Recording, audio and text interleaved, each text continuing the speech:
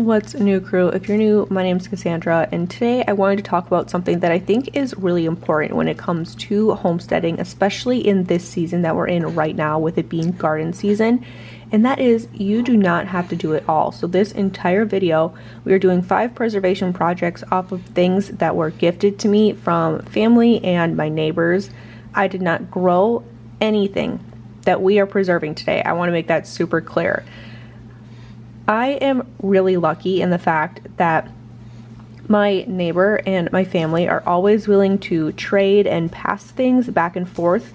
Things that they have a really big abundance of maybe doesn't grow very well for me. A big example of that is cucumbers, and something that we always do a lot of, which is fishing. We always have extra fish around. We always have extra green beans or extra broccoli. Lettuce does really well for me. And we can trade back and forth things that don't do well for them that I have an abundance of. So I'm putting together a bag for my neighbor here. We're putting in lots of lettuce. We're putting in some of our extra beans, some of our extra snap peas. I had some jalapenos and some peppers I put in there, plus 2 of those brook trout. My husband went fishing over the weekend. He got his limit, which was fantastic. So we kept a couple fish for us, ate them fresh, and gave away any extras to our neighbor. In return, she ended up giving us gallons and gallons of berries off of her berry bushes. It gets to the point where you have such an abundance of one thing and you can only preserve so much, especially when it comes to your storage shelf. You can only store so much. Plus, it gets really redundant preserving the same thing over and over again.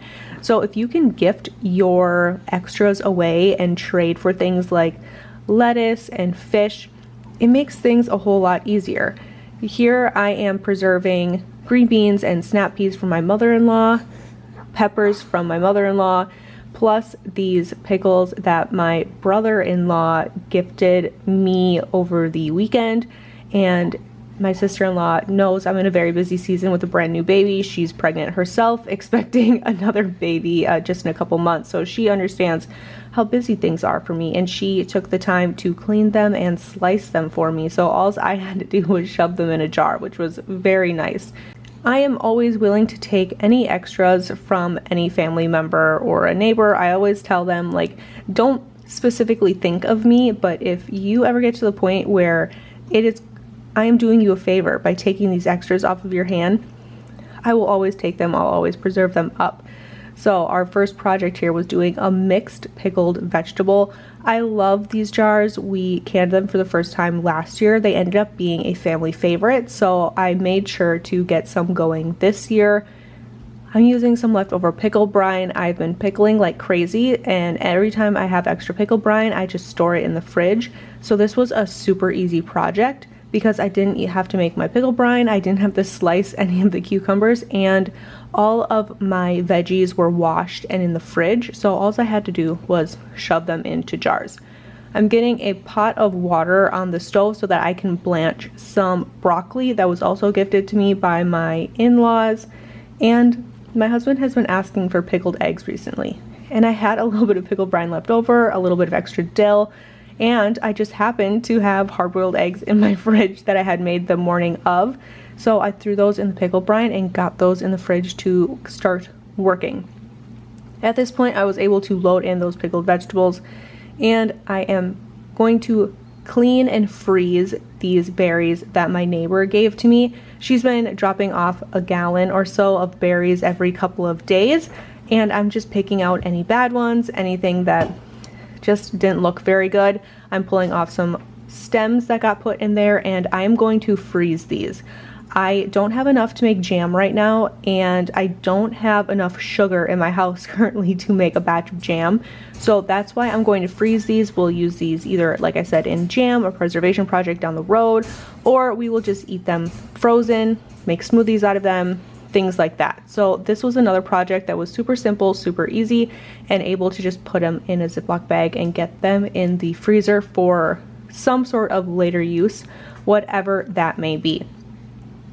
My mother-in-law also gifted me a handful of zucchinis here. Originally, I was going to shred them by hand and then thought, why am I doing this? My food processor is already up in the kitchen, so I ended up cutting these into smaller pieces and loading them into the food processor, which is going to be the only way I preserve zucchini from now on. It got it much smaller, much more like minced almost, and that is a texture and a size that I think is going to work much better for us in how we cook with zucchini.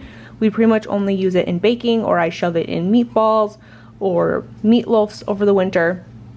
So I really liked this a lot better than the shredded kind of long noodly things that you get when you use a cheese grater. Of course, we had all this fresh zucchini, so before I preserved any of it, put it in the freezer, I wanted to make a batch of chocolate zucchini muffins. I will link this recipe down below.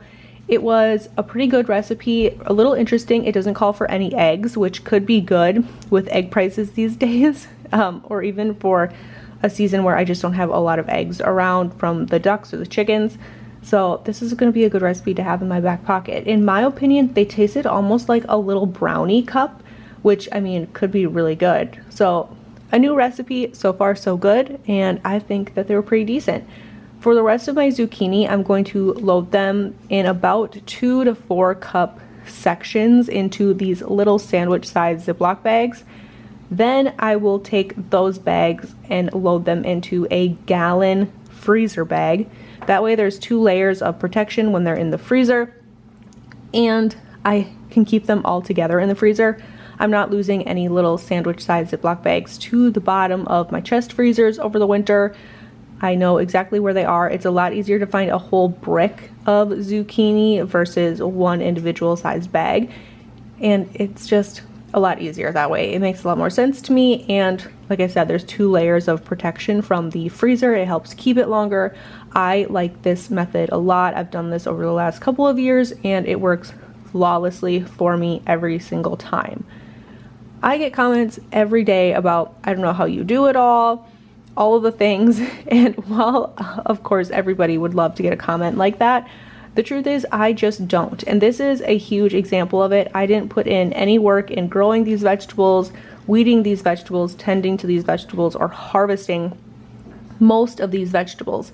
I went ahead and, went down and either picked them up, or maybe my mother-in-law dropped them off, or my husband picked them up, and here we are preserving all of these things. All I had to do was put together maybe a little bag like for my neighbor like I did, with some fish and some lettuce, whatever I had extra of in the fridge, and was able to kind of gift her those, and she was able to give me something that she had a lot of extra of, and we all get to work together. I think that is something that's just lost upon this community and people as a whole these days, is that, back then people didn't do it all. We traded and we bartered, and this is a prime example of why we did those things. So thank you guys so much for hanging out with me today. I hope wherever you are, you're having a fantastic day, and I will see you guys in another one.